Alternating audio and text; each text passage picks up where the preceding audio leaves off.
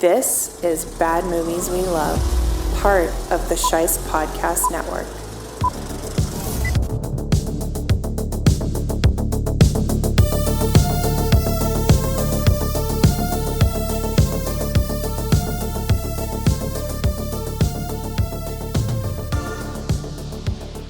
Hey everybody, welcome back to another episode of Bad Movies We Love. I am your host, Nick Scheist. Whether you've been with me since the beginning or if this is your first time here, welcome to Season 2, Episode 9. If you listen to the show, I'd love to hear from you. You can reach me at Bad Movies We Love on Twitter and on Instagram now. That's Bad Movies We Love, LUV. And now that the housekeeping is taken care of, I was joined for this episode by a friend of the show, Miss Lauren Wilkins, and her and I both have an affinity for the Alien franchise. And as you'll find out when you listen to this show, we both kind of have a thing for underdogs as well. And so when she told me she wanted to talk about the nearly forgotten Alien Resurrection from 1997, it was all systems go. Cigarettes have become even more popular in the future, surprisingly. I will admit that this movie isn't great. If you're like a really a continuity stickler, you're gonna look at that stuff and be like, this doesn't make any sense. Like, it's legit an infomercial for some, like, knives or something. There's guns, and Ripley's back, and hey, Winona Ryder's here. Oh, look, the Queen, she's here too. They're gonna have a rematch. Oh, we're not some greedy corporation. You know, you're the military. I don't know if that's such a great comparison you want to make. You're definitely not gonna weaponize this super powerful alien. Sure thing, buddy. I feel it. Like, I would also be that person freaking out. He's got definitely a xenomorph fetish. They're slimy and, like, their heads are phallic and stuff. His character sucks in this, but in a good way. I assume he has bad breath. Sorry, you're the one that's gotta die so we can all escape. 3, 2, 1. Thank you.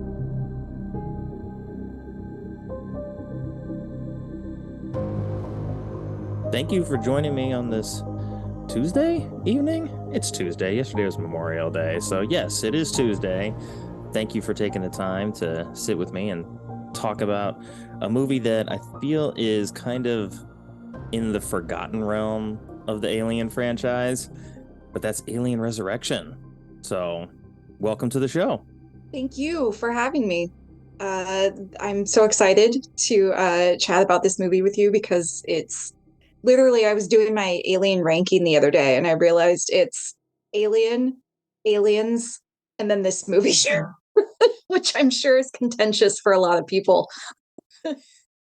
Yeah, I could see that though, because 3 is also one of the films in the franchise that's kind of a curveball, where I've heard that the extended cut is a better version of that film, but I always liked the original Alien 3 as well, but I'm also just a fan of the franchise, and so kind of anything in the world I'll be a little bit more favorable of.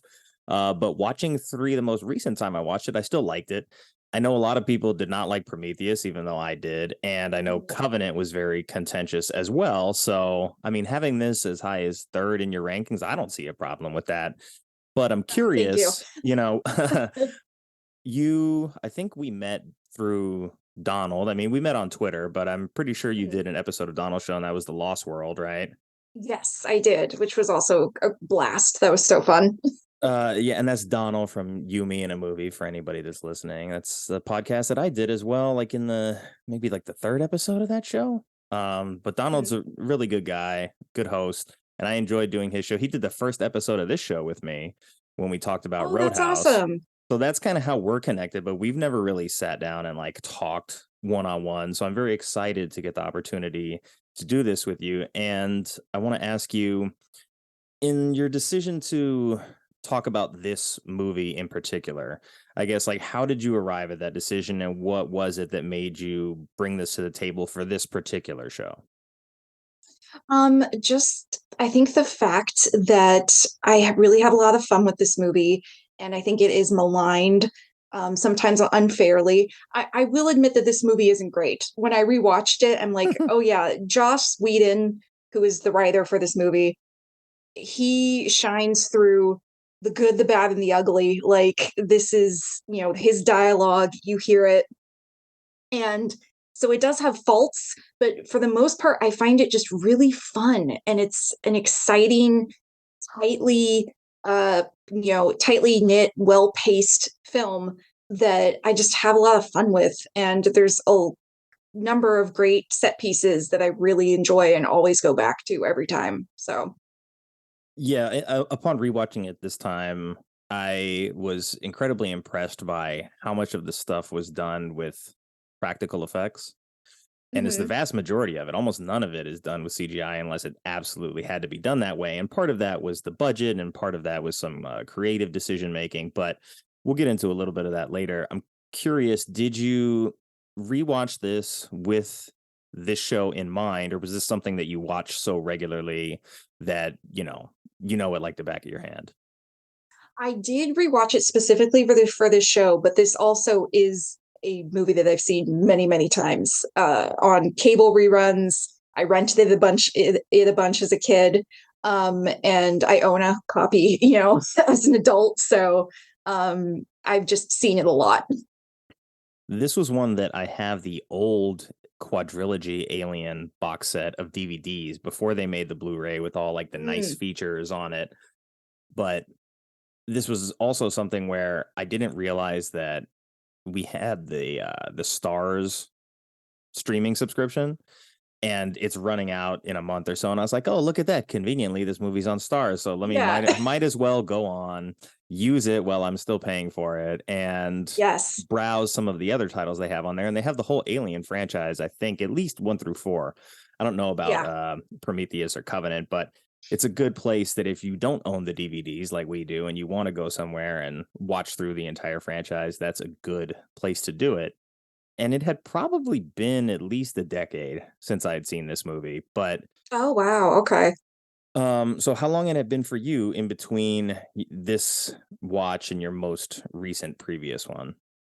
I mean, probably just a couple years, if that. I mean, I know I've seen it on TV at least once before that. So, but it was interesting this time around, really paying attention to it and jotting down like this. Yes, this is something I really like about it. This is something I don't like about it, and just paying a bit more attention to it as opposed to just having it on in the background. Yeah, it's definitely a really good movie for just like putting it on in the background, because it's like if you know the story beats, like when you need to pay attention to see the fun stuff, and you can kind of Yeah. zone out some of the other things. And this is a movie that I feel like it struggles from a few things, but namely, its predecessors are all good. You know, Alien, Yeah. great horror movie from the 70s. You get action horror in the sequel in Aliens. And then Alien 3, as much as people may not like it, still has a very different tone and its own unique identity within the universe of these stories. And I know that that one is also a little bit on the borderline of, whether or not it's a quote unquote bad movie. I mean, the 6.2 from IMDb, that's kind of in the realm where I would understand it. Like for me, that's totally fine. Uh, I'm surprised to see that its Metascore is a 63, which is more positive than a lot of movies we've done Yeah. on this show. But looking at, the Rotten Tomatoes has a 53%, so much, much worse from critics.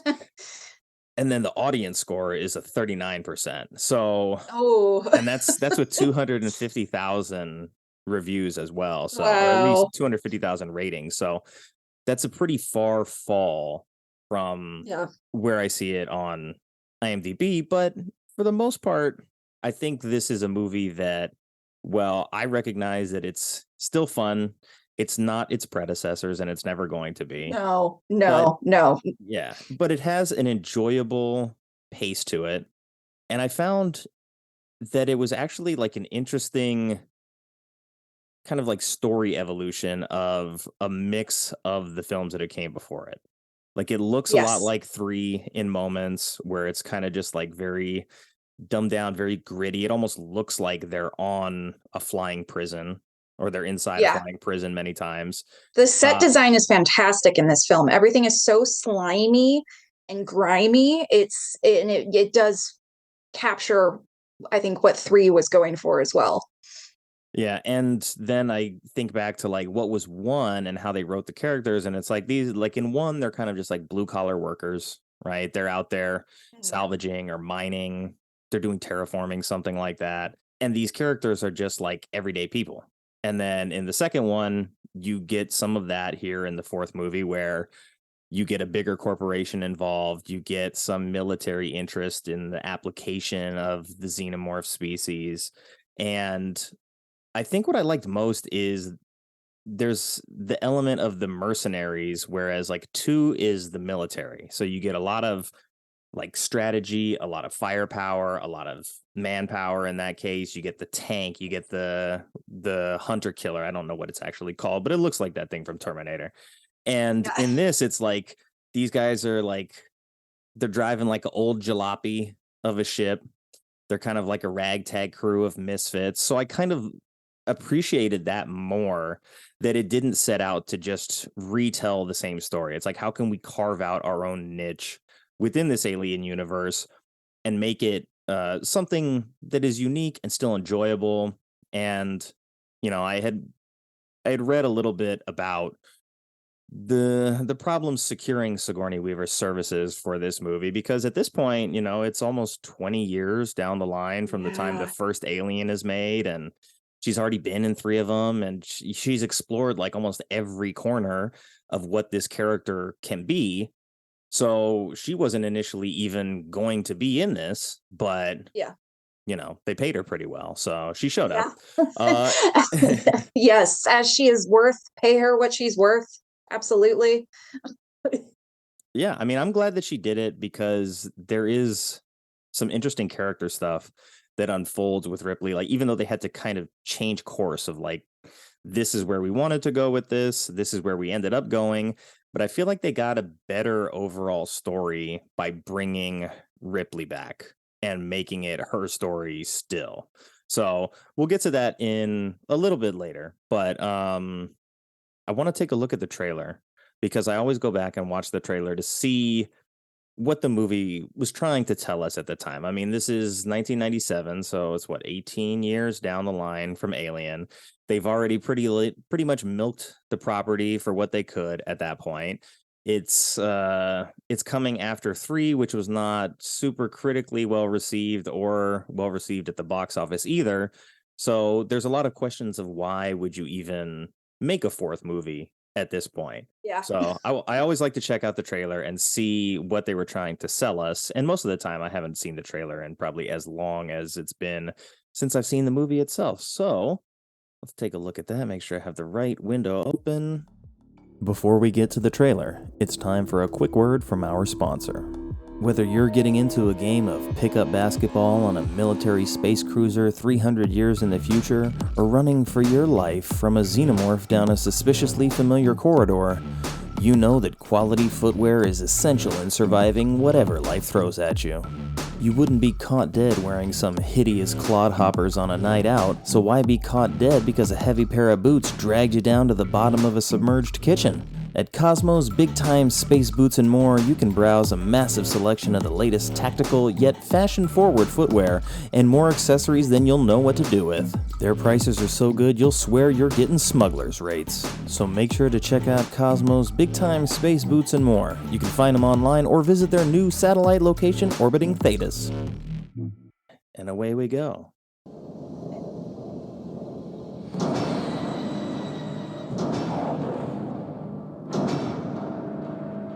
These were very, very hard to come by.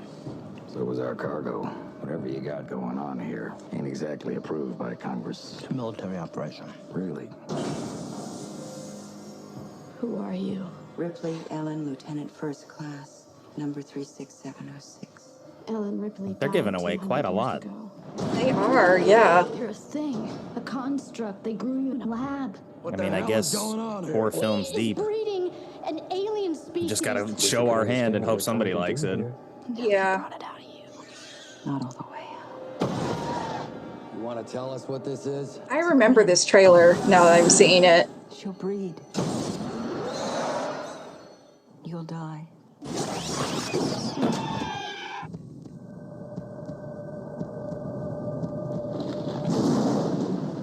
Ellen Ripley died trying to wipe the species out. I'm not anxious to see her taking up her old hobby.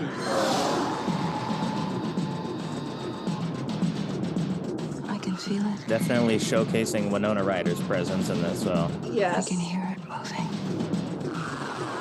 I can tell why I was into this for sure. Like, this trailer definitely grabbed me. I died.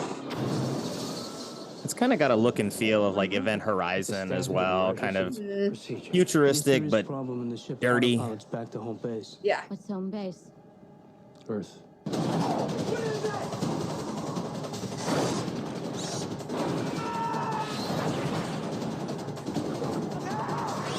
Oh, this trailer's great.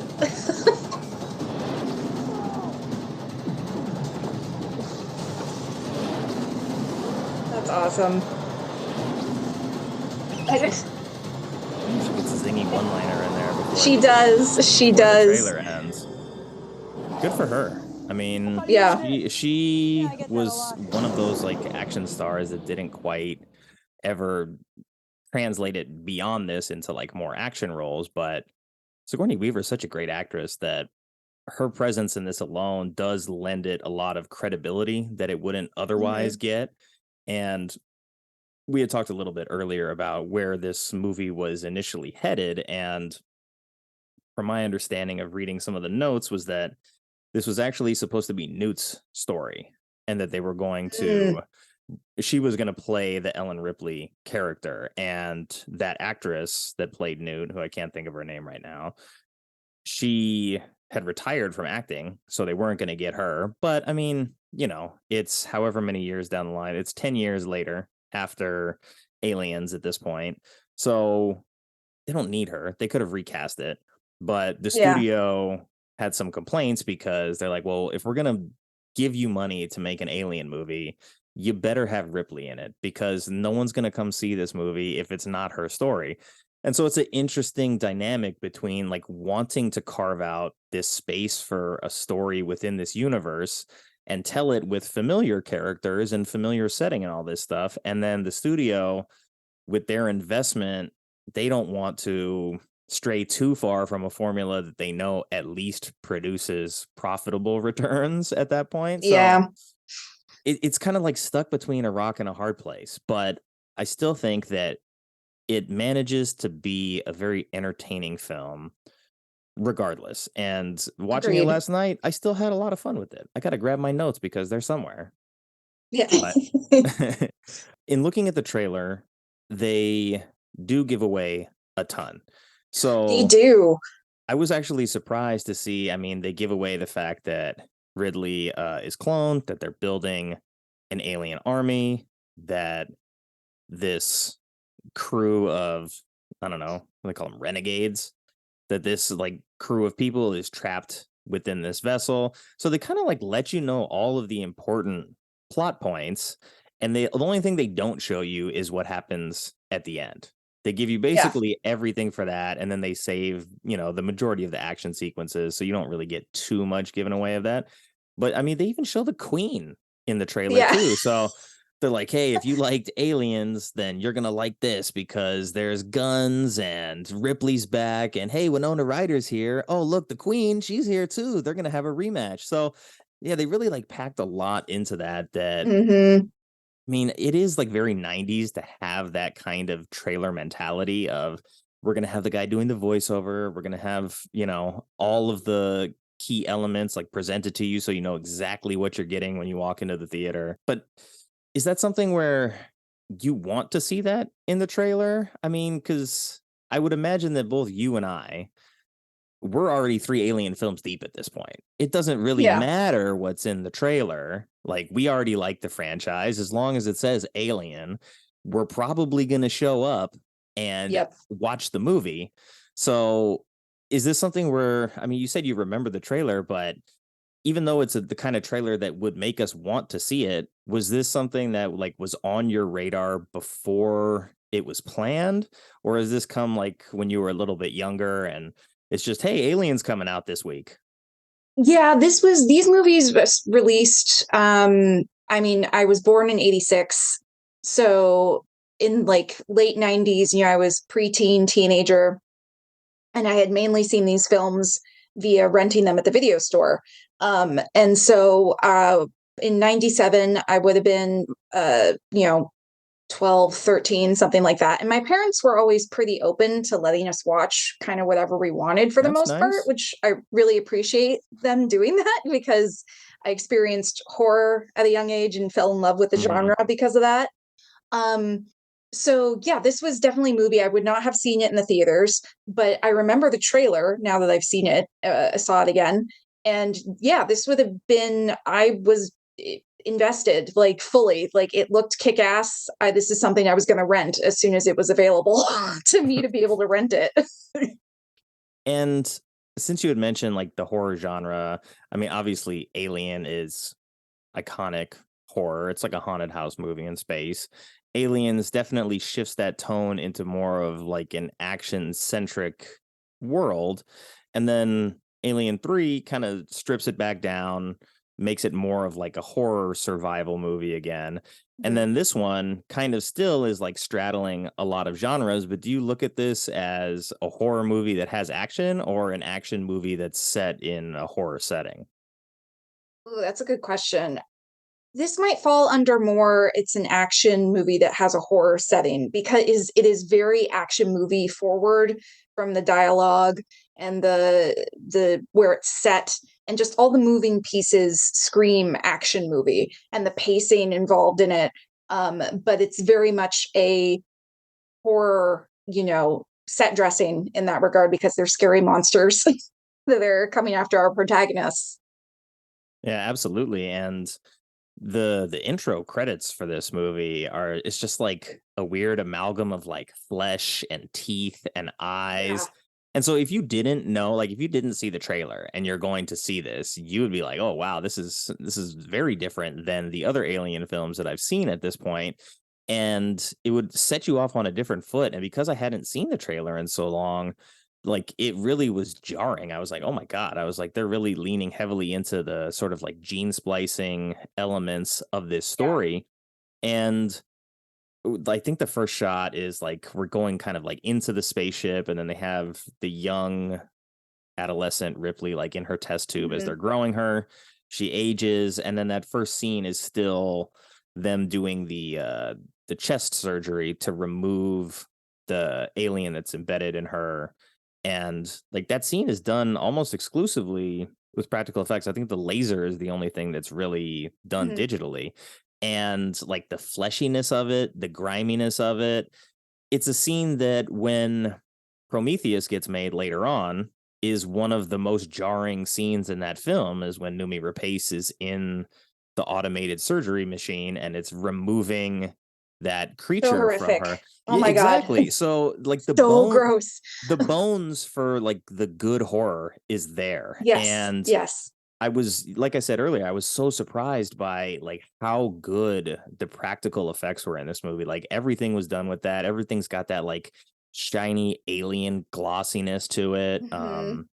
And I didn't realize maybe how much I appreciated that for this film, or at least what that contributed to my enjoyment of the film itself.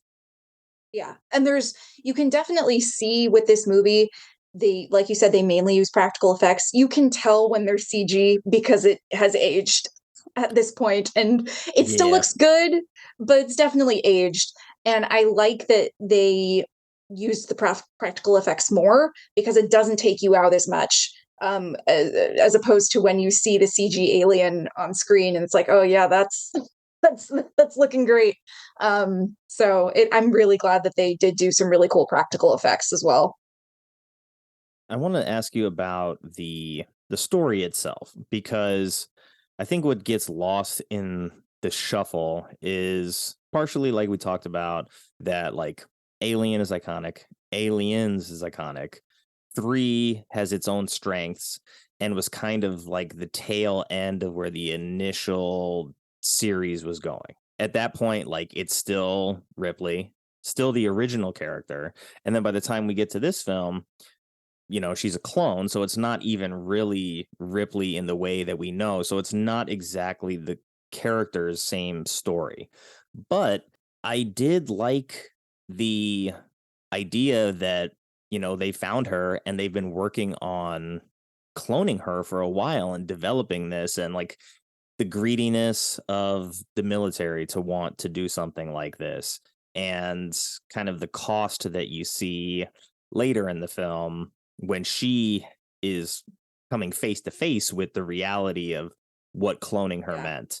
And in the notes I had read that was one of the main reasons that she chose to come back and do this film, other than the $11 million. She read that scene and was like, okay, this makes sense for like this character and for me to do this. And in her portrayal of Ripley here, it's very different. Like, you're offering her a script where it's like, yeah, you're kind of Ripley, but not really. You're really just number 8, and you have some of her memories. But I love that Sigourney Weaver plays this character with this kind of arrogance that she never has in any of her other portrayals. Yeah. Like, especially in the first one, she's very vulnerable. In the second one, it's like she's coming into her own. She like breaks out into like being an action star. And then in the third one, it's her determination to like make sure that this thing doesn't get out that is like the driving force behind this. So by the time we arrive at this version of the character, she's faster, she's stronger, I don't know if she's necessarily smarter, but she has the hive mind memories of the xenomorphs. So she has knowledge that she wouldn't otherwise have. And I really loved seeing her kind of like just be that confident character, and like the way they gave her the jumpsuit, they dressed her, she's got the big boots, like even when she's playing basketball, nails. It's like, I was like, why are her nails painted? Like, they did that when she came out, or are they just naturally that dark color? I was wondering. Yeah, no, I like to. My personal theory is that is a side effect of the xenomorph, like DNA or whatever. I don't know. That's just I don't think anyone's painting them. I think that's just how her nails look now, and I'm fine with that. That's what I had to just like reconcile with. I was like, okay, she's coming out of this cocoon, like she's manicured, but okay, maybe that's just the alien DNA. They don't want her to have long nails, and they got color to them, so that's nice too. Yeah. But I'm glad that we both looked at that. Yeah. And I know that's one of the biggest sticking points, I think, for this film is a lot of people don't like the Ripley clone thing. They don't like what they did with her character. I really like it. I think it's a really fun take on the character. She's basically playing an entirely different character because it's not Ripley. It's not the Ripley that we know. It's an amalgamation of Ripley and the hive mind from the xenomorphs. And I think it's really cool how they play with it in this movie, and I enjoy it. So I'm glad they went with it. Yeah, I think it also gets stuck between that being interesting and that also not being like the way that the movie moves. Because like you said, like it's paced to these action beats, and they want to hit those beats. Like they want the fight scene, they want the chase scene, they want the underwater scene, which is fantastic still. It's so good. Yeah, and I heard that a couple of people almost drowned doing that scene. So that they put in the authentic work there. But it doesn't leave a ton of space to really let it be Ripley's story in the way of her like growing into her own memory, but then also the memory of this species that she's been crossbred with. So they kind of like they toy with it a little bit where she's like, oh, I can feel it. Like I can feel them moving behind my eyes. And she has some key moments in the film where her knowledge helps the story move along a lot. So it's almost like it was kind of written backwards in order to like move the story along. We're going to have this element rather than, hey, let's focus on what it's like for her character to be growing like this while being a prisoner, and they kind of joke with her early. They're like, she says that you can't train them. You know, you're not going to be able to make it like do tricks. And they said something flippantly like, oh, well, we're doing it with you. So to see that, like, she doesn't really get the same kind of revenge arc that the aliens do. But that brings me to one of, if not my favorite scenes in the movie that I think still holds up very well, is when, what is his name? The creepy scientist who's kind of Brad like Brad Dorff. Yes, Gediman, who is like, Yes. he's got definitely a xenomorph fetish. Oh, And he is one of my favorite characters in this movie. I love him so much. yeah, he's great, but I mean, he's, you know, he's got the look. He's like smarmy, but clearly intelligent. He has that first interaction with Ripley where they're in the mess hall and he's like, oh no, you have to use a fork. And she says, fuck instead. And then the other guy comes and sits down and like, that guy just needs to establish like, I'm the alpha asshole in this and I'm the real bad guy. I'm the one you need to worry about. But Gediman, he's got the xenomorphs that have hatched after they've hijacked these poor workers to just feed them to the face huggers. He's got the xenomorphs that have hatched, and there's 3 of them in this cage, and he's working on training them more or less. For some reason, he decides to like lean in real close and start kissing the glass and very much like sexualize it. And it's like, okay, I mean, so they're like, weird. They're slimy and like their heads are phallic and stuff. And I get it. Like you're finally like embracing H.R. Geiger's like real nastiness in that design. Yes. And you got one character who's like super into it. But in that scene, as he's like trying to train them with the liquid nitrogen pumps, where the 2 of them turn on the other one and use the blood as a method of escape from the capsule, I was like, this is one of the best moments in all the Alien movies. It is. It's one of my favorites. So great. It's like, come on, they really didn't think to they couldn't xenomorph proof the cage. Like that's like that should have been number 1. But it's so cool that I like let it go because it's like it's such a great moment. And it reminds me also of in Jurassic Park when they talk about how, you know, with the pack in the original cage with the velociraptors, how they killed all, like there was one alpha that killed all but 2 of them to, you know, basically like have a plan of this is how we're going to eventually get out of here. And they 2 of them turned on the one. They're like, sorry, you're the one that's got to die so we can all escape. I think what I love about that so much, though, is that there is focus on the intelligence of the xenomorph species, where up until that point, like in the first one, like, sure, it's a killing machine. It hunts them down, but they're like in a confined space. Like there's only so much that they can do. Like even though they're humans, they know their ship, they can outsmart it. This thing is very lethal, and they make all of the classic like horror movie mistakes of splitting up, etc. Plus, you have evil Ash android like working against them to kind of make it harder. And then in the second one, it's more of just volume. Like there's so many of them that it's overwhelming, and you're introduced to the queen and kind of like how the reproductive cycle of the xenomorphs work. And you realize that like the queen is intelligent. And so like you would equate it to like a hive of ants or bees or other insects that are guided by hive mentality, where there's one queen that gives out directions, the workers just sort of follow. And so this is the first time that you see on an individual level the intelligence that they have. The xenomorphs learn that, hey, if we do this again, he's going to hit us with the liquid nitrogen again. And then they devise a plan to escape, and they escape. And I just found it really fascinating that they finally acknowledge that, like, as individual creatures, like these are intelligent beings beyond the scope of what they had given us up until that point.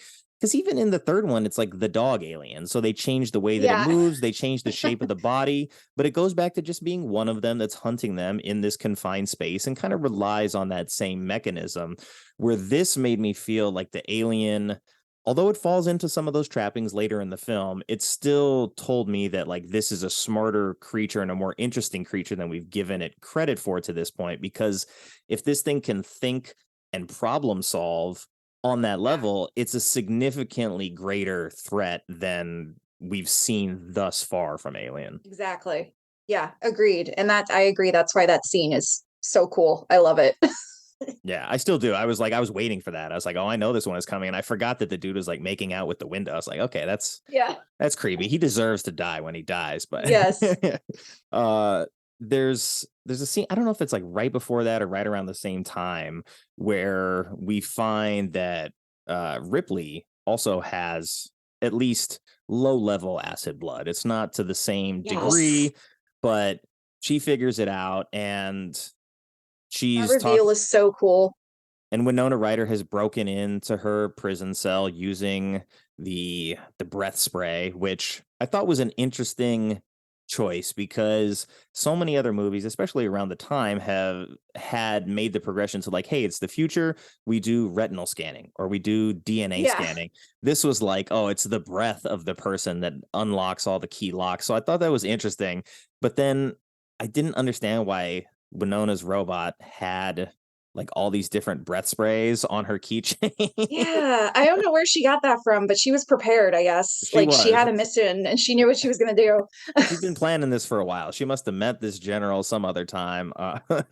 But regardless of that, she finds a way to get in to the prison cell where they're holding the version 8 of Ripley, and she's there to kill her. And they end up talking a little bit as, like, you know, Ripley figures it out.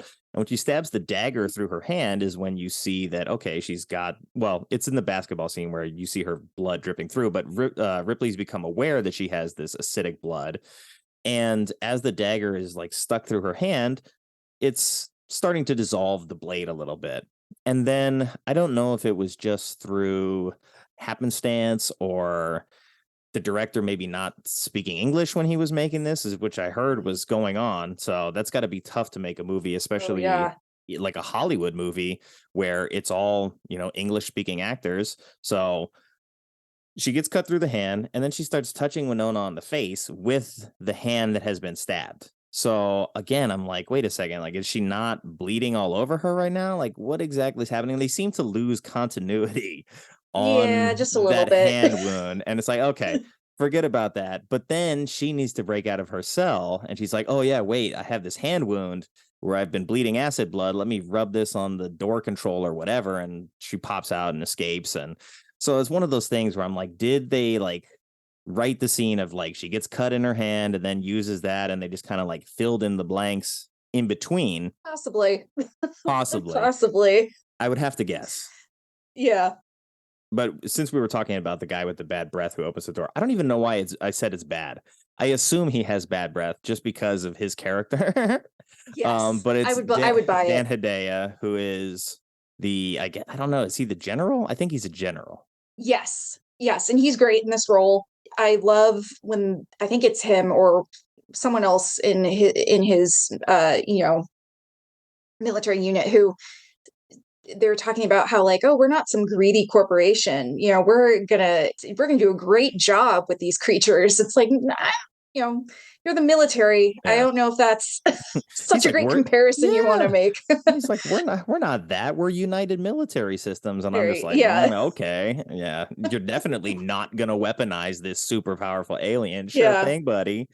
But yeah, Dan Hedaya is a very interesting character actor. And like, as soon as you see him on screen, I felt like a shift in what the tone of the movie wanted to be. I'm like, okay, now I'm starting to see like some more of the like Joss Whedon bones. Like, is this supposed to be a comedy? Because like there's certain moments where it almost wants to go there, like, but it doesn't quite get there. And then after this, you know, Firefly and Serenity, Whedon goes on to make that and basically takes the formula that he has in this movie and then like removes the horror and just puts it, keeps the sci-fi, keeps sort of like the renegades, keeps the busted old ship and that like style. And it works very, very well. But with Hedaya here, it's like, I don't know that he was necessarily the right choice to like put in a movie that you want to be like taken as like serious horror, but he's such a good character actor that like I'm happy to see him there. I agree. He's great.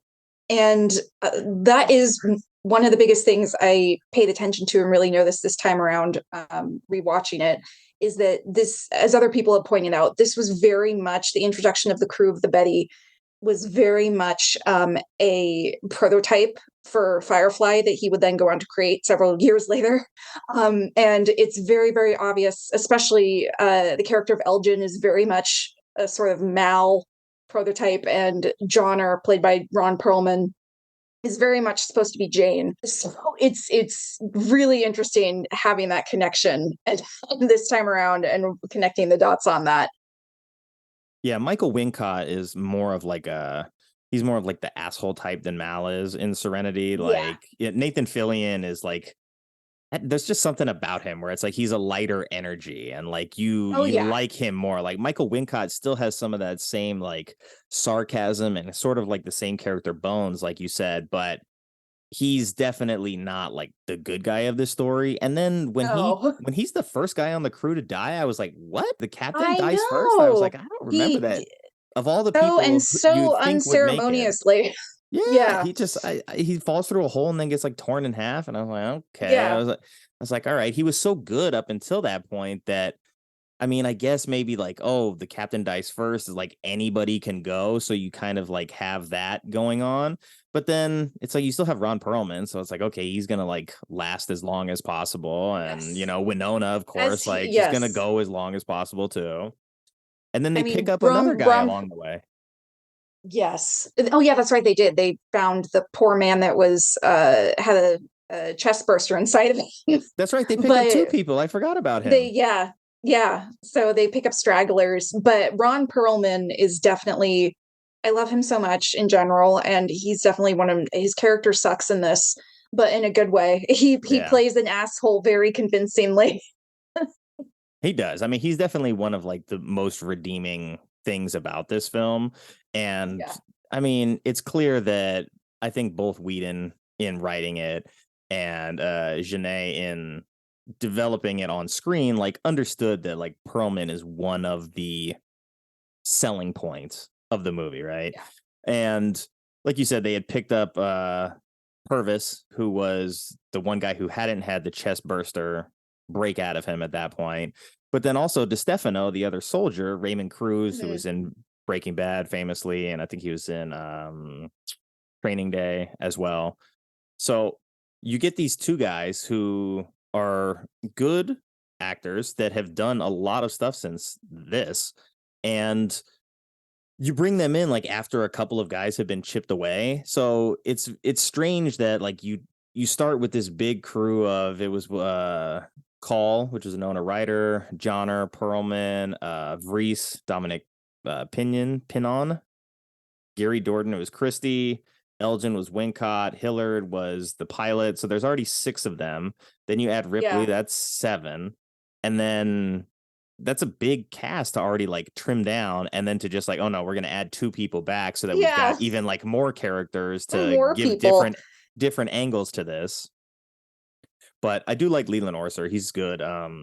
He's got a good like freak out vibe, which works really well with this. And I want to say it was 7, which was 1995. And he's got a scene in that where he's got like a similar like freak out, but his scene where he's like, what's inside of me? And they're just kind of like talking as if he's not even there. And he keeps asking like, what's inside of me? And they just keep going around the room of like all the different solutions while he's just kind of stuck, because the realization that everybody in the room knows that he's disposable except for him. I love that scene. I do too. It's so good. It's so, I feel it. Like I would also be that person freaking out and wanting someone to explain to me what the hell is going on. And that poor guy, it just takes forever for them to get to the explanation. And it doesn't end well for him, which is sad. Yeah, it's like, after they go through everything to like try and get him to the point where it's like we can actually save him, it still doesn't end well for him. So it's like, oh man, like you added this character just to have them there for this purpose at the end where you want this like gruesome death scene, and he just happens to be there when his chest burster is going off. So I don't know. I wish they would have saved him in that way, but I know they were so close. They were so close to getting him into the hyperspace sleep, but they just missed it. Just missed it. Since we had just talked about Michael Wincott, I just wanted to bring it up for a second. We see him smoking early on, like they're smoking and drinking, and I'm like, okay, like alcohol makes sense. Ron Perlman like makes his own booze. I get that. And I was like, are cigarettes really a thing still? Because I'm trying to think, like, this is so far in the future. Is he just like still smoking cigarettes? Well, I guess because they established it in the original film, which was made in the 70s, that everyone was also still smoking. So yeah, that's true. Even though this is 200 years after that, it's still going on. I guess no one's quit. Cigarettes have become even more popular in the future, surprisingly. Cash, however, is rare. Yeah. Yes, very rare. How do you feel about doing trivia right now? Sure. Time for trivia. Let's do it. We're going to try it out for the first time. It's only 3 questions. Okay. But since we were talking about it, I figured it was one of my trivia questions, so I might as well get to it. So number 1, so what year does Resurrection take place? Oh, God. I'll give you a hint. The first Alien takes place in 2122. Okay. So it would have to be 21, 22. So it would have to be 22 something, 2210, something like that. I'm so bad at remembering the dates. 2379. Oh, okay. Thank you. Yeah, I know. I was thinking of it. I was like, do they ever explicitly say it? And I was like, I think okay. they do. They might very early on. I know Ripley says she's like 200 years old, basically, at some point. So I'm like, all right, this is 200 years after the events of the first film at minimum. And we don't know how long there's been in between those other films in terms of their storyline to now as well. But just interesting that I was like, okay, so it's almost the year 2400 and like cigarettes and whiskey and cash are like still being exchanged like as these 2 crooks make a deal with each other. I'm like, okay. And there are also still infomercials in this time period because there's a scene where they're in the cafeteria and they're watching, like, it's legit an infomercial for some like knives or something. So I'm like, all right, well, these are still a thing too, I guess. Yep. Corporations aren't going to let go that easily. Yeah. Okay. So question number 2 then was Jean-Pierre Jeunet directed the film, but can you name one of the other famous directors who turned this project down? And you've got maybe about 5 names on that list. Oh, wow. Okay. Varying degrees of fame. Oh boy. George Miller? I didn't see him listed, but it's possible. I'm just thinking of famous directors. Maybe you want to throw Spielberg out there? Is there Spielberg? No. That would be crazy if they offered this movie to him. But think of, let's say, 80s body horror. Oh, okay. So are we going to therefore have the OG? I'm blanking on his name right now. You'll know it when I say it. I know. Oh, I'm totally blanking. You're gonna have to say it. David Cronenberg. Cronenberg. Thank you. I was like, it was on the tip of my tongue. Cronenberg. Okay. So I read that they offered this movie to him, and he rejected it. And he said basically, he's like, I don't even make sequels to my own movies. Why would I want to make a sequel to somebody else's? So I found that funny. But the other names that I saw were Danny Boyle, which would have been a very interesting movie. Peter Jackson, Bryan Singer, and Paul W.S. Anderson were the names that I saw that I was like, okay, these are interesting names that have floated in the conversation for this. I could see Peter Jackson. He fits in with the body horror because of Dead Alive and everything. Like that would have been cool, I think, actually, if he had done that. Yeah, it would have been very cool. Like practical effects, like some of the humor that you see in Dead Alive as well. So he would have been a good fit, but I could see like him not wanting to take on the fourth installment of a film as Yeah. well, because I mean, you see what the reputation of this movie is. So like all these guys were Yeah. like, nah, I'm gonna avoid that. And then the third one, I will say, third and final trivia question for tonight. The ship's name in the first Alien was prominent, and it was said several times, and that is the Nostromo. And the pirate vessel here in Resurrection has a name that gets repeated a lot, and that's the Betty. What is the name of the military vessel in this film? What is the name of the ship that they're actually on during the movie? Oh God, I was gonna say I know the answer for the Betty. I cannot remember the name of the military ship. I no It is recollection. called the Auriga, but I don't remember Oh, ever okay. hearing that in the film. So it's like, did they name it and not tell us? Was it like the very first sentence in the movie where it's like da da da the Yeah, year the text. 2379? Yeah, I guess I it gotta could have go been back and that. watch it. But I I don't think think they said it though. no. Yeah, I don't think so either. I was like, let me just throw this in there and we'll see if I'm the only one that didn't hear it. But thank you for playing along. We'll see if I keep doing that or not. But it was fun to like look for questions that I could turn into interesting trivia questions. Oh So yeah. we'll try again in the future. But when so this film, the climax is they're sending this Auriga on autopilot to crash into Earth in order to destroy everything that's on board. Well, they try to like get into the into the Betty and escape before that happens. And something that I found like just way too funny that I did not expect was the AI system for this ship called Father, whereas in the original one it was Mother. This AI is talking about, hey, you've got like 48 minutes till impact, 2 minutes, and then it gets down to like the final countdown, and it's like 3, 2, 1, thank you. And it's like, Yeah. why did it say thank you? It doesn't. It's like you just gonna crash into Earth and say thank you. Yeah. It makes no sense, but it's a great little flourish at the end there to go out. I understand I understand the AI being like autonomous and just like going through its protocol to go through the countdown of like, hey, you've got this much time to impact. I don't understand why it like said thanks for sending me on a crash course to Earth. Oh, so yeah, the scene where Ripley gets to her set of clones, like that's a very emotional moment. It's maybe like one of like two like actual really emotional moments in the film, and It's intense. it's super intense, and I think it's one of the things that always like stuck with me. And the most recent time I watched it before this, I was a little bit older, so when I saw it I was like, oh man, this is way more like dark and messed up than I had initially connected the dots on when I was watching this as like a 14-year-old.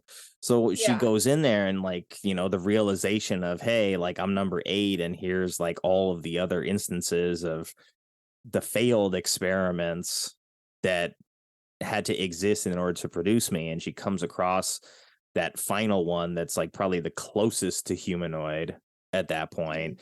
And she's just like sitting there in pain saying like, kill me.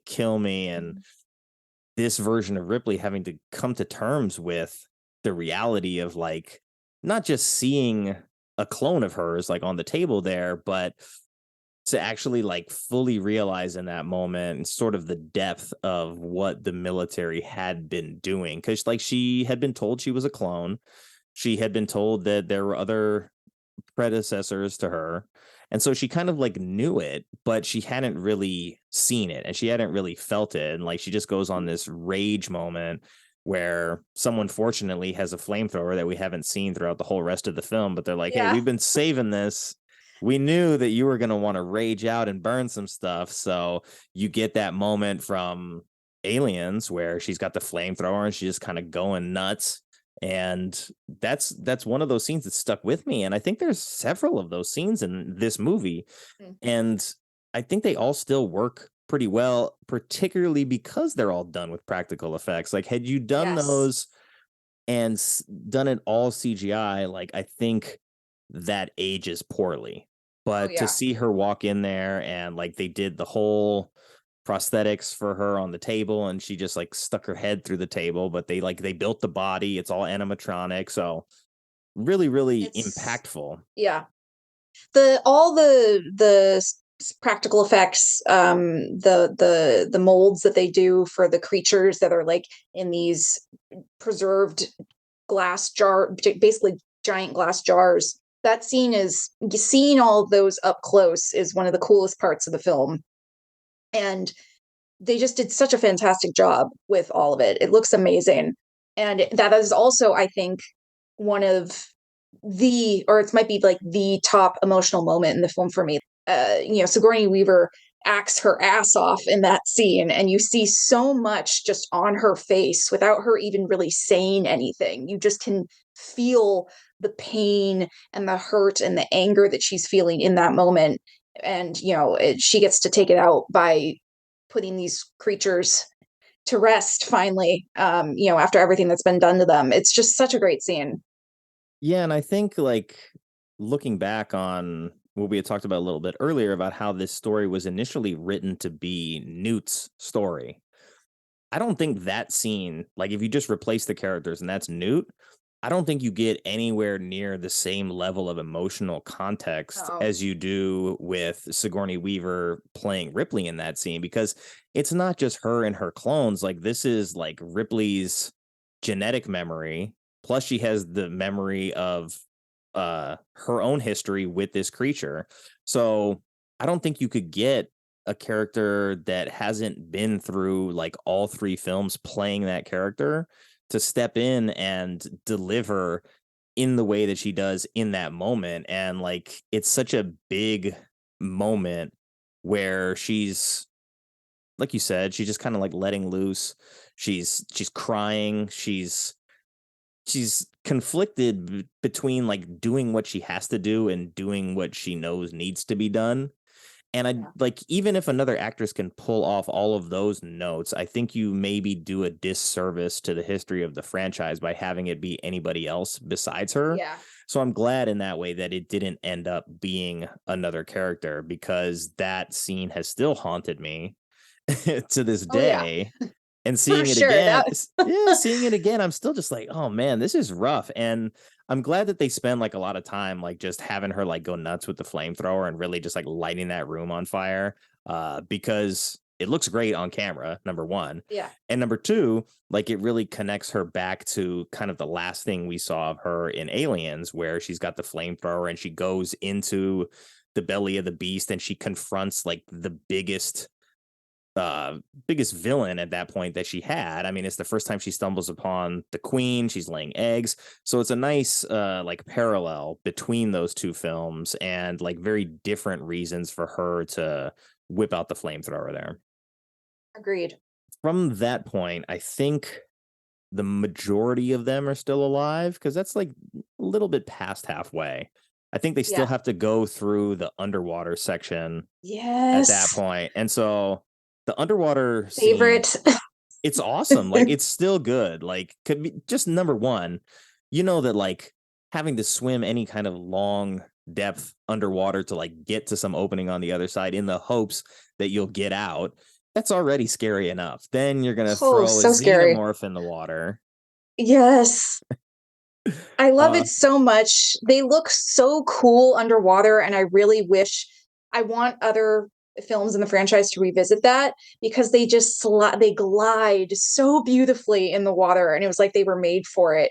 And that is definitely one of my favorite set pieces in the entire franchise, and it's just so good. I love it so much. And in reading about it, this was a tank that I think is on the Fox lot, and it was one of the only things that they were able to actually like shoot on that lot, because I think Titanic and a couple of other big films were filming at the time. So it's like they didn't have a lot of options, but they built that whole thing. They like filled it up over a couple of days. And what I read was that each one of the actors had a specific diver that was there for them. And like Winona Ryder had almost drowned as a kid. So when they had to do this scene, she had like a panic attack. So it's Wow, like, that must have been okay, so scary. Oh my right? God. So that's what I'm saying. Like, it's already scary enough. And then like you add in some of these other elements. And then in one of the other scene, or in one of the other takes, I guess Ron Perlman had like hit his head underwater and knocked Ooh. himself unconscious. And Uh, his diver, for some reason, was like, oh, I'm on bathroom break. So that guy wasn't in the water with no. them when they were filming. But one of the other guys, divers, was there. So he was able to come and get him. So I mean, just Wow. like, so dangerous to film this Yeah. scene. And I think it, like, you see it on screen, and especially when it's forget the character's name, it's Hillard, Kim Flowers. She's the Mhm. one who unfortunately like bites the bullet in that scene, and Yeah. he's like swimming with two big shotguns on her, but like the panic that you see in her, like trying to get the guns off, trying to like get as much speed as she can, because she knows she's last in line and first at the buffet. So Yeah. the panic like in that scene is very palpable. And anything where, you know, underwater like drowning is a risk is already terrifying to me. I mean, one of my favorite of those is in The Abyss, which is like a horrifying scene in that movie. Yeah. So like, I've been traumatized. I saw The Abyss when I was so young, and it's like that stuck with me Oh for so yeah. long. So it's like I don't have a lot of those kind of fears. Like, I'm not afraid of heights or like afraid of like needles or things like that. But like, fear of drowning for me is very, very real. And for some reason, it's just something very visceral about it, knowing that like your salvation is very close, but you just can't Mhm. quite get there, is like super shitty for some reason. It To me in definitely particular. is. It really is. And the only silver lining is I'm hoping that Hillard drowned before the xenomorphs got to her, because that's a really bad way to go. But and it sucks that she had to go out that way.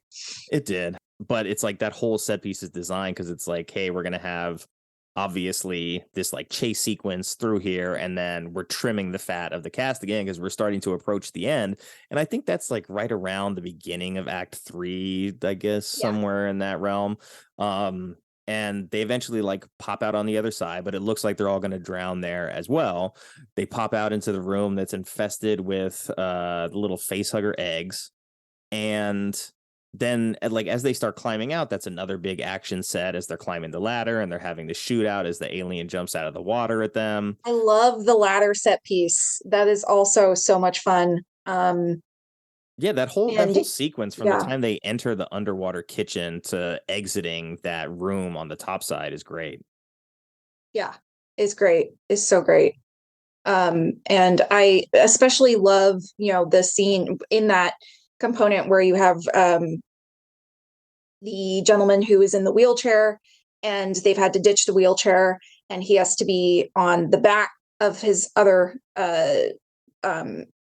teammate, and basically be carried, and they have to climb up the ladder together. And then there's the aspect of one of them getting attacked by the xenomorph, and then one of them choosing like, okay, I'm going to have to let go because the xenomorph is dragging me down with him. And it's really sad, but it's so well done.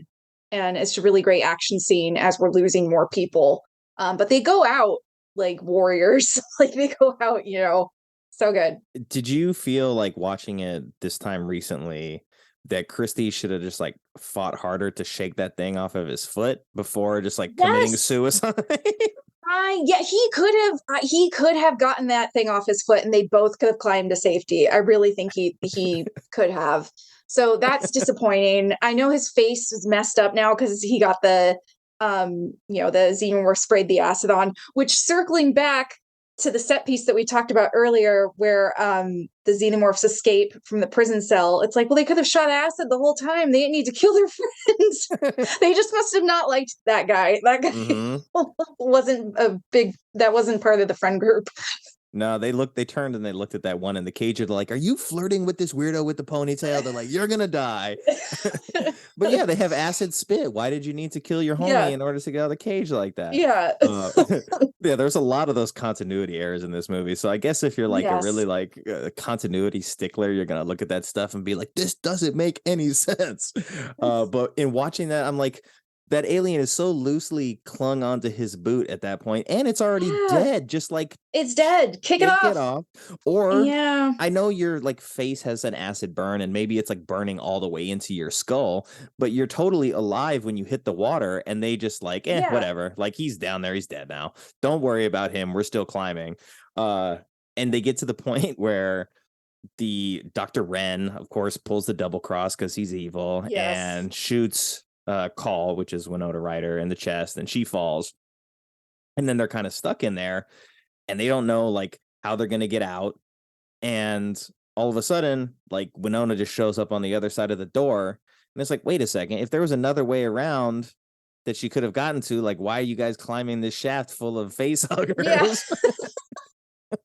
Another one of those little like, why is this strange decision happening? Like, it's one thing to reveal that she survives. It's another thing to do it in that way, where it's like, oh, she fell into the water. She didn't just climb back up the ladder. She found some alternate route that I guess she knew the whole time and didn't tell anybody. That's a very good point. But yeah, and then the reveal that she is actually an android. And then going into the history of that, explaining, you know, the androids, she is an android made by androids, was really interesting. And maybe something, I don't think I fully grasped it as a kid when I was watching it, but, you know, looking at it as an adult, it's like, oh, that's a really interesting angle to go with it. Yeah, well, since we're talking about it, I was going to say that this film presented a very different look at Ripley's relationship with synthetics. Whereas like the first one, she's obviously very traumatized with Ash. She holds that against Bishop in the second one. And in this one, like, even with her memory, like, all of that's wiped clean. And I think Ripley knows fairly early on that Call is not a person, because if she can like smell that an alien is inside of this guy who gets the chest burster at the end of the movie, she's able to smell that inside of him. I'm sure she can tell that Call is not a real person, but she never at any point decides to bust her cover. She never outs her or anything. So it was an interesting full circle kind of relationship of Ripley's character on screen finally having an actually like synergistic relationship with synthetic, which we hadn't seen until that point. I mean, like, she's on good terms with Bishop like at the end, but Bishop had to like get ripped in half in order for that to happen, right? And we've seen in some of the other instances of the Alien franchise films as well that the synthetics are always either super dangerous or just outright the bad guy. So it was interesting to see that this particular synthetic character was one who, like you said, was built by synthetics to be a different kind of person, and only like they said like a very few of them ever like actually got made and got released. And I forgot exactly what she said about some particular thing inside of them. They had to fry it in order to like be free. Yeah, because what it was is that they ended up like the program got shut down, and there were a few of them that escaped before I think getting culled, basically. So they had to fry their mainframes so that they wouldn't get caught, I think is what it was. And it reminded me actually a lot of Blade Runner, where it's like, especially in the Blade Runner comics I've been reading that are from like the last couple of years, there's a lot of that where it's like second, third, fourth, fifth generation synthetics that all have like come from the ones before them. And so it's something that they didn't really explore too much of, but I found it to be an interesting way to frame the synthetic character, to not only not have them be the villain, but not even be presented as a male character in this case, where, you know, Ash was the science officer.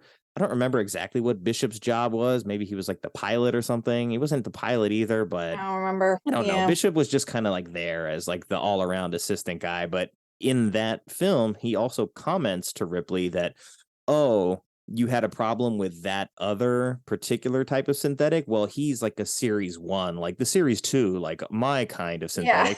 We're never going to have that kind of problem. And she's just like, just stay the hell away from me, Bishop. I don't want anything to do with you. And so to see that we've come to the point where now, like, this is a synthetic person 200 years down the line that's been built by other synthetics, to the point where basically humanity was like, oh, you can't be making your own people. Like, we're going to shut you guys down. And so to see that kind of character like leaked its way into the script for this, and that they had the foresight to actually think of that, I thought was very interesting, and could have been like told a lot differently and maybe a lot more robustly. But, this isn't a 2.5 hour, 3 hour saga. So, but I agree with all of that. And I also really like the parallel of Call being, ashamed of her makers and really questioning whether or not she wants to still exist. It seemed like they were hinting at the fact that she might have tried to kill herself previously. And then the parallel with her and Ripley also, she didn't ask to be made as this clone, and brought back into the world. And so the two of them really doubting their existence, doubting their creators, I thought was really interesting, how they played that out. Yeah, the scene where they sit down in the chapel of all places to plug into the ship's computer, like you see that Call is scared. She's like, I don't want to go in there, because it's like that's a type of artificial intelligence existence that like she is afraid of, right? It's just basically a code that's there to give purpose to like what the ship does. It's not its own entity. It doesn't like have form. It doesn't have purpose. And in that same scene, I mean, it has purpose, but it doesn't have like autonomy. And in that same scene, she's talking to Ripley about like, how do you go on, right? Like, how do you continue to live? I mean, Ripley, my dog's name is Ridley. Ripley has only been alive for a few days at this point. So it's like it's a very heavy existential question to ask, someone who's only been alive a couple of days, of like, how do you continue to carry on at this point? Like, had this clone been alive for hundreds of years, then maybe that makes sense. But I understand what they're aiming for, because she asks her, like, being this abomination, this like creation that you weren't supposed to be. It's like, it's basically like unholy, and they're in the chapel. And, Ripley tells her, like, what choice do I have? Like, you exist because you exist, and you just keep going. And it's in that moment between the two of them where she's like, okay, well, I'm going to do like what I can to help achieve the end that we've collectively decided on. And she plugs into the mainframe and takes control of Father. And, she basically sets up why the ship crashes into Earth in the first place. She just accelerates the descent. But yeah, to see like that was something that we never really got out of the other synthetics in the other films. We see a lot of it with David's character in Prometheus. We start to understand like some of his motivations and his fears and his ambition and stuff like that. So, and then they ended up, I think it was in Covenant, there's like the other David where his name's Frank, or I don't know, whatever. But there's two Fassbender synthetics in that one. And they both have their own motivations, and, they argue a lot in that one. So maybe that's why Covenant didn't do so well, because it's Alien, but it's really about the synthetics at that point. Yeah. But that's a whole different discussion for another time. I want to ask you, though, in terms of the design of, I don't know what I'm going to call it, like the baby alien? The newborn. The newborn is the official name. Gotcha, yeah. Okay. The newborn. Like, do you like the newborn? Because I feel like if you're a big time Aliens fan and you don't like this movie, I feel that that's probably one of the sticking points, is this weird, like, fleshy gorilla that comes out. I love that abomination so much. Like the practical effects are really cool. I like it for that reason. And I just think it's so silly. The whole, they reveal that the queen is able to give birth to this new creature, the newborn, because Ripley gave the queen a human reproductive system. Like, that's bananas, first off. And I just can't help but have fun with that. And I like the creature. I like the fact that they went so far as to have Ripley be a part of birthing new life, this new amalgamation between human and xenomorph. And I have a lot of fun with it. I can't, it sounds like a cat at times. Like, how can you not like that? It makes meow and purr noises.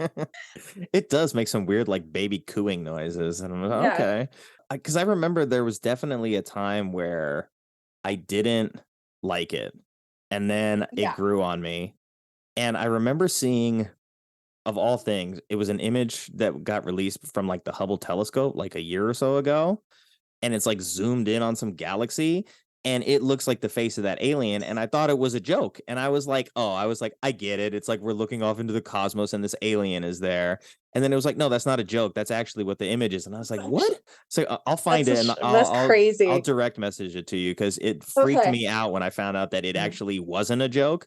But like when they reveal that moment, there's like, I don't know, Ripley falls into like a weird like pit that's just full of like alien parts. I don't know that, like, It's very sensual. I think it's supposed to mimic lovemaking. It's like very, again, plays into the, sort of what Brad Dourif was doing earlier. Mm-hmm. It with has the to alien. be. I heard that they wanted to scrap that too, and it was Sigourney Weaver as a producer on this, and she's like, no, that stays in. So Good. Anyway, yeah, she falls into like the weird like alien orgy pit, and then when she comes out the other side, it's, oh, okay, now we're down here in the depths, and oh, the queen alien's got a big old full womb down here, and she's about to give birth to this thing, and then when it pops out, the first thing it does is rip the queen's head off. And so like right away that this thing is very powerful. It's not to be trifled with. And I think that too is probably the second part of what was off-putting to people that are like really into like the first two Alien movies as like the Holy Grail, is that the queen, who was this menace who like had this moment in the second movie, like just a couple movies later, like you're treating her like she's disposable, and she gets her head punched off in one shot by this baby. Yeah. And then it's like, okay, well, the queen's not even like really a threat, or really she's not even there to do anything other than produce this child.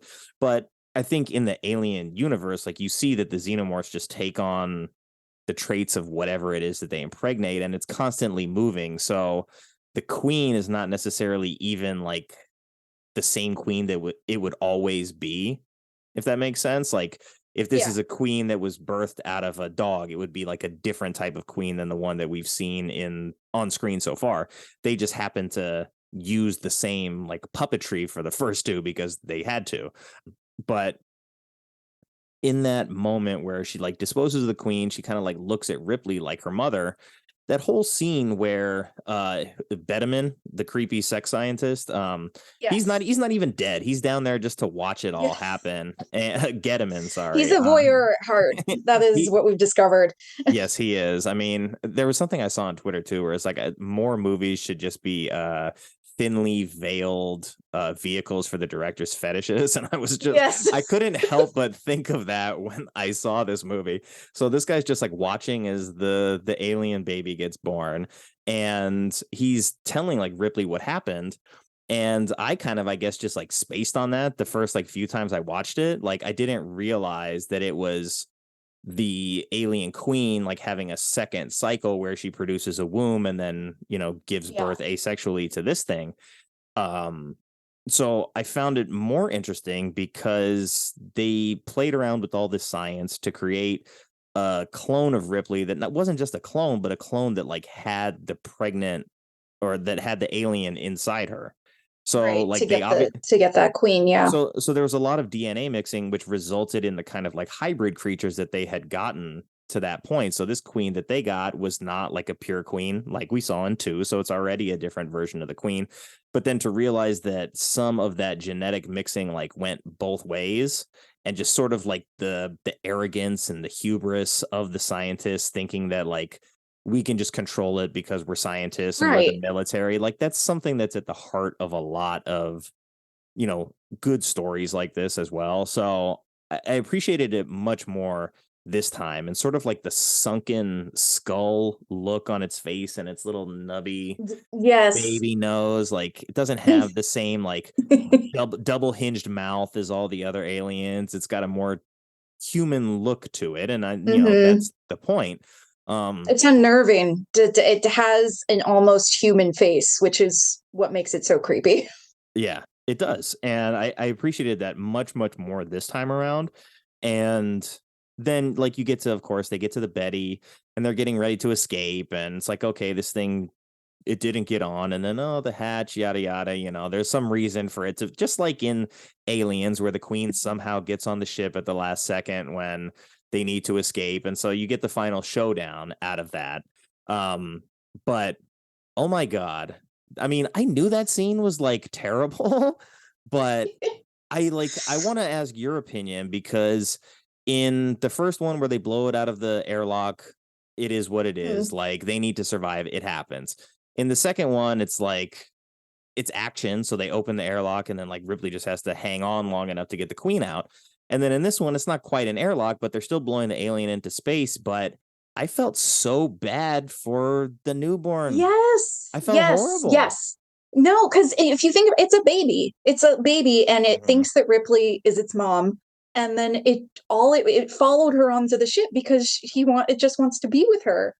Then Ripley betrays him or her. We're not sure on the gender of this child.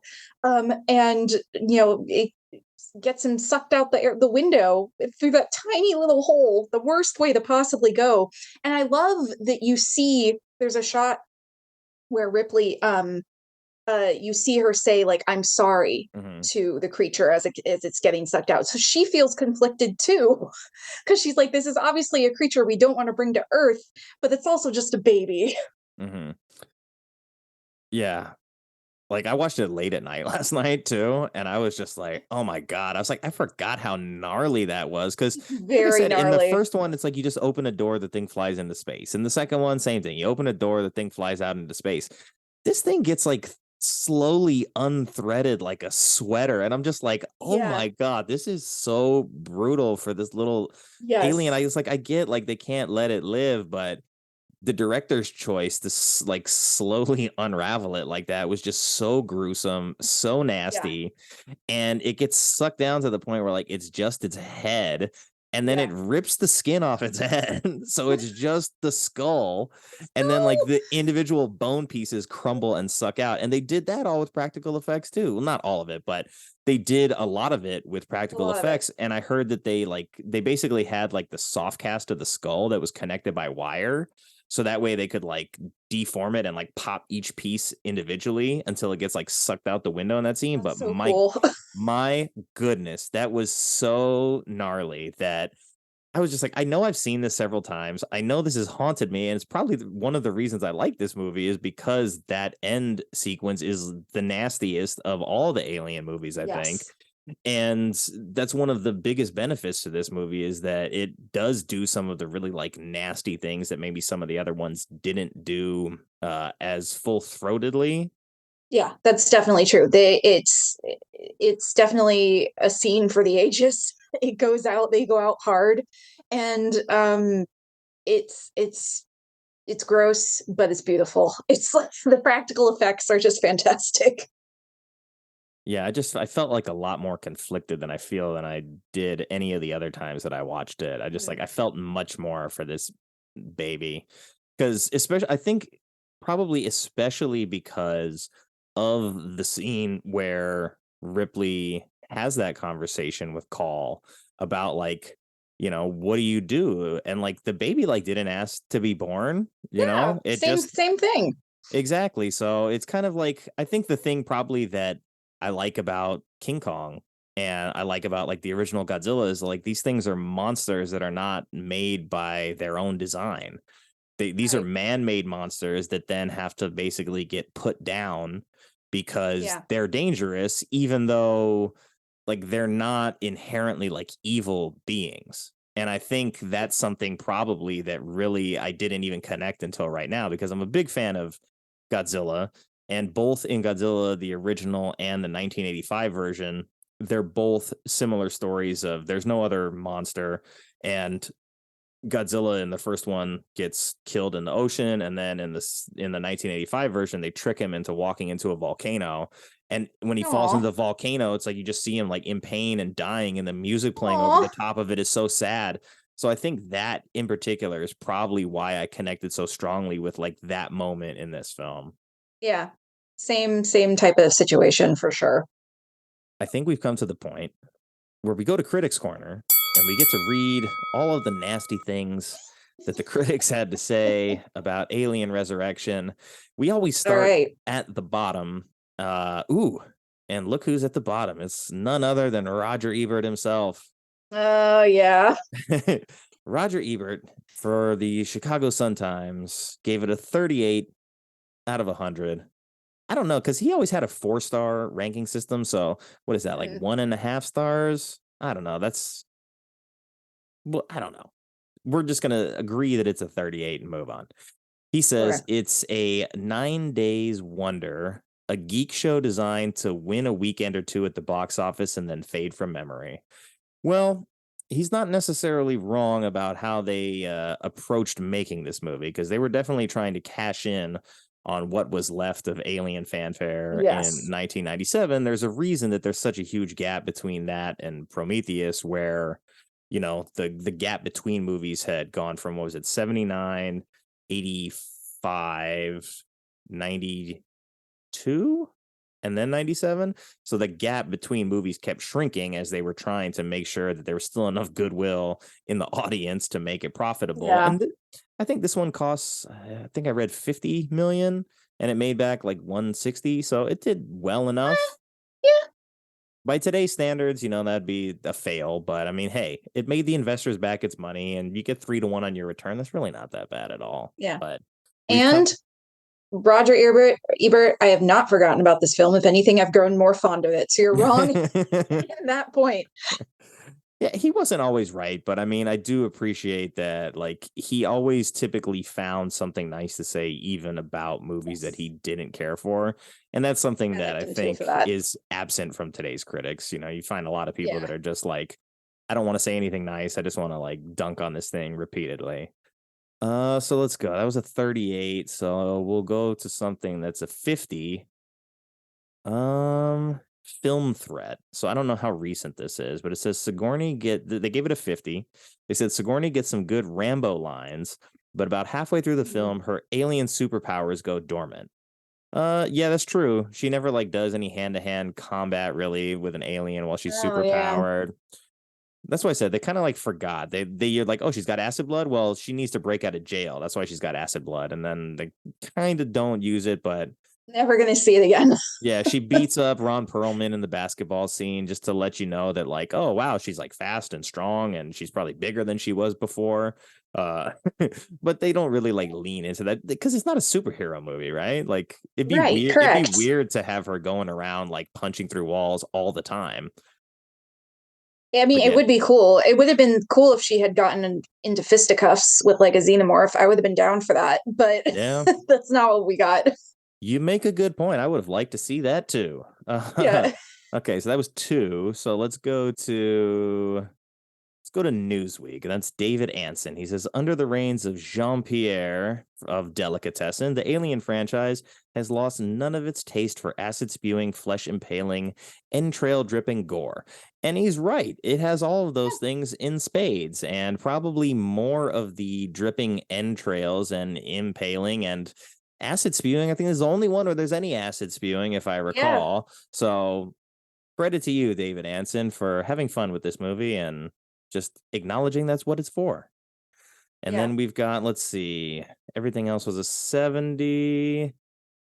So we'll go with the Globe and Mail from Toronto. And this is Rick Groin. It says, Jeunet manages a terrific pass in an extended underwater sequence. But beyond that, he runs out of ideas as we run out of patience. Oh, no. If that's what you think of this movie, how did you give it a 75 out of 100, Rick? Yeah, that's a very good point. Being a little generous there. Yeah, I mean, if that one underwater scene is fantastic, as we pointed out. So he must have really just thought that was so good that the rest of the movie is just like, even though it's bad, like that one scene's amazing and it's worth the price of admission. Yeah. Hey, sometimes it only takes one. It just takes the one scene that makes it worth it. It does. Okay, Rick, moving on. We got Entertainment Weekly, which gave it an 83, which is surprising. And this is Lisa Schwarzbaum.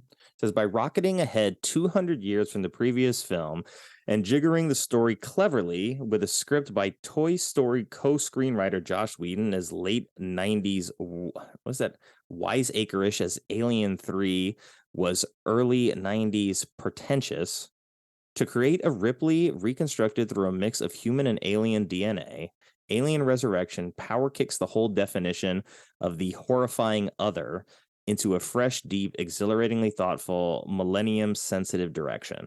So, hey, Yes. yeah, we agree with that, obviously. And that was written Yes. December 5th, 1997. So this was like right at the time that the movie came out, too. There we go. Thank you. Yes. Thanks, Lisa Schwarzbaum of Entertainment Weekly. I'm glad that, I was surprised because there's so many movies that when we get them in line to do the show, I'm like, okay, I just trust that most people, when they watch a movie, like, you have the wherewithal to recognize, like, hey, this is a guilty pleasure, right? And so when I came to this movie and I'm like, oh, like the Metascore is a 63, like that's kind of high for something on this show. Like, I mean, it's still like sub 7. I think it's perfectly within the realm of bad movies we love. And I think a lot of people that are big fans of Alien 1 and 2 would definitely agree that this is a bad movie. And Yes. I know when I put up the poster for it and I said I'm watching this, Donald gave me a thumbs down. And I know Donald is not a fan of this at all. But it's all in good fun. So hopefully he listens to this and maybe gives it another chance, but he'll still probably hate it because he loves Alien and Alien. So Yeah. Embrace the fun, Donald. It's a good time. It is, like, just don't think about it too much. Like, put it on while you're making dinner and then just like pay attention, like in the big action moments, and just forget about the rest of it. Yeah. Is there anything else that you wanted to talk about that I either, didn't cover or didn't give you the chance to talk about yet? No, I think we touched on all the cool parts that I was also thinking of, that everything that makes this movie great, I think we discussed in depth. And I'm just really glad I got to talk with someone who also enjoys this movie. Even though it's bad, it's a good time. Yeah. I mean, it's like, because there's some movies, like when we did The Mask last week, it had been so long since I've seen this. Like, was I misremembering it? Did I only enjoy it because I was young? And that wasn't the case. And this is a movie where I've seen it at least in adulthood. And I had crossed over from like, okay, like, I understand that this is maybe not the best movie in the franchise. I get that. But it also, like, the bar is really high, okay? Like, Yeah. Alien is amazing, and Aliens is amazing. So, like, if you're just okay, or if you're just like, hey, that was good, that's still like a pretty big gap between what this movie is and what the next one is. But I can still just acknowledge that this is an enjoyable, guilty pleasure and not have to like worry about it. So I think that's Agreed. kind of the biggest flaw with this movie, is that it's never going to reach the level of the two best movies in the franchise. No. And that's okay. I think that's part of it too, is just accepting that. Yeah. And being like, that's fine. It doesn't have to be the first two. Those are obviously amazing in their own things. And this is just what it is, which is good popcorn fun. That's a good point. And a friend of mine who had done the Demolition Man episode with me, we kind of talked about just movies in general, and a sequel that doesn't get the kind of credit that its predecessor does is RoboCop 2. And I'm like, okay, yeah, because RoboCop 2 is never going to be RoboCop. But like, RoboCop gets dismembered in that movie. You've got a kid who is a drug lord, and his buddy he shoots drugs into his neck and then becomes just like a brain inside of a robot that does drugs. I'm like, RoboCop 2 is still pretty awesome. It's it's when you get to RoboCop 3 and there's like the twin ninjas that move really slowly that happen to be a threat for some reason. Like, RoboCop's got a gun. Why are these slow moving robo ninjas a problem? And then he gets a jetpack, and it's like, so by the time you get to 3, you've really like cashed in all of the interesting things you can do with RoboCop at that point. Yeah. But 2 is in that similar place of like, it's never going to be 1. Yeah. And that's, finding joy. I think it's really important to remember to find joy in your favorite franchises. You're not going to love every installment, and that's okay. Like, it might not be for you. Maybe someone else really loves it. And I think that's great when, people are able to realize that and embrace the things they love and not worry so much about the stuff that they don't, because there's especially no need to be as hateful towards this film in particular as so many people are. A lot of people are really mean towards this movie, and I don't think it deserves it. No, I don't think so either. Because, I mean, at the end of the day, it's like you just have to answer this question. Like, did you have a good time watching it? And the answer for this one is still yes. Like, it didn't change at all. I think I probably enjoyed it the most this time since when I first saw it. When I first saw it, it's like, That's okay, awesome. it's an Alien sequel. Like, it's got all the pieces of an Alien movie. Like, I don't really have to pay attention because it's number 4. And I just enjoyed the ride. And then by the time I saw this one, I started actually like thinking of the things that I liked and didn't like. Like, okay, yeah, it's got a lot of continuity errors, but I think its strengths are really strong. And it doesn't, the weaknesses for me at least aren't enough to detract from the things that I feel are the strengths. So I still had a really good time watching it. And I'm glad that you brought this to my attention, and I'm glad we took the time to sit down and stand up for this movie. And one of the questions that I always ask at the end is, for people, since I already mentioned RoboCop 2, for people that maybe haven't seen Alien Resurrection, what is a good comparable movie that you would recommend? Or if you have seen Alien Resurrection and you want more of that, what's that movie? Ooh, the first thing that came to mind is the Dread film with Carl Urban. Oh, okay. It has sort of that same gritty sci-fi futuristic trapped in one location energy that I think this would vibe really well with. And I mean, otherwise just watch the other Alien movies. Go for Prometheus or, any of those other ones. Dread is one that I've had recommended to me a lot and I've never watched because it's the very original good. Judge Dredd is definitely in the bad movies we love category. And it's like, this is a movie where Armand Assante and Sylvester Stallone are clones. They're supposed to be the same person, but Yeah. It's like, why just cast Stallone in 2 roles or just say that they're brothers? Like, why did you go with them being clones? That's the worst possible angle you could take with that. So I just have like a soft spot for how bad the original Judge Dredd is, but the fact that it's still fun like this. But yeah, I've had a lot of people tell me to give the second one a chance. So I'm going to have to do that at some point. I recommend. It's a good time. I don't know if you're a gamer or not, but Alien Isolation, the video game, is a great alien story. It's one of the ones I feel like it should be a movie, and it should have been a movie probably before we got to Prometheus and Covenant. Agreed. I am a gamer. I actually work for PlayStation. Oh, wow. So I that's just pretty got cool. a PlayStation 5. Yeah. But yeah, no, I played Alien Isolation. It's such a fun game. It's scary. It's one thing to be watching a film and you're afraid that xenomorphs could jump out at you at any time, but it's another thing to be controlling the narrative as you go and just are afraid that a xenomorph is going to pop out of any corner. It's definitely terrifying, but it's really, really good. And I agree that it is also a story that should be adapted as a movie because it works so well and it's so good. Yeah, and I just like, because we've gotten so far away from Ripley at this point, I mean, this was 1997, and then she hasn't been in the franchise for so long that like doing a movie where I believe it's her daughter is the main character, and it's after the events of 1, because it's like, or it's in between 1 and 2 while like Ripley is drifting in space and her daughter is looking for her.